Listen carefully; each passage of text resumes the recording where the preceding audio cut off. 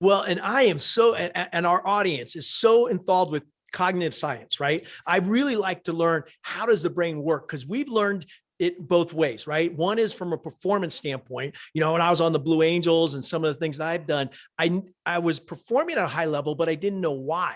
And it's really cool to unpack and go, wait a minute, that the pregame, the focus, the visualization. I know you're a meditation teacher, so I can't wait to dive in to all these, but give me this, just I guess the high level. Why did you choose cognitive science and what is it really given you?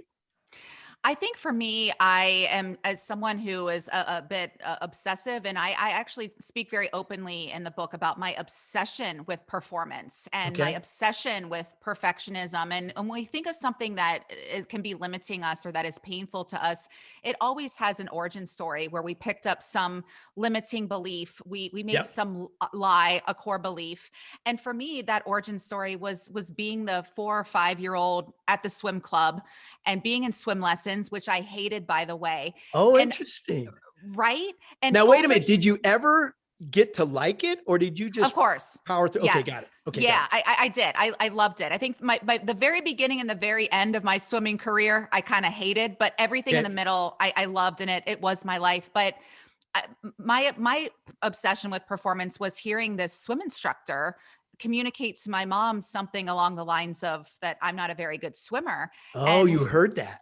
how sad for me as an Yeah. adult to think of my 4-year-old self who Right. who thought to herself, "Oh gosh, I want my mom and dad to be proud of me. I love Right. them, and I don't want them to have a daughter who's a bad swimmer, especially Yeah. since they're so athletic." And then what that did to just push me to, and then at that same swim club, I mean, at 18, I had all but two records on the at the pool. You know what I mean? In every event and every age group. And it speaks to that obsession. And you would think Yeah. I would feel on top of the world as, a state champion and national champion and the scholarship to Penn State, but I was filled with anxiety of Yeah. always having to be that because I had my little brain had translated, oh, I have to perform at a high level to be worthy, to be loved, to feel safe. So my parents are proud of me. So some stranger at the swim club thinks I'm cool or is impressed by me. And we all do this, by the way. We just aren't conscious that we're doing it. And then you go about your life and you collect evidence for why that thought is true,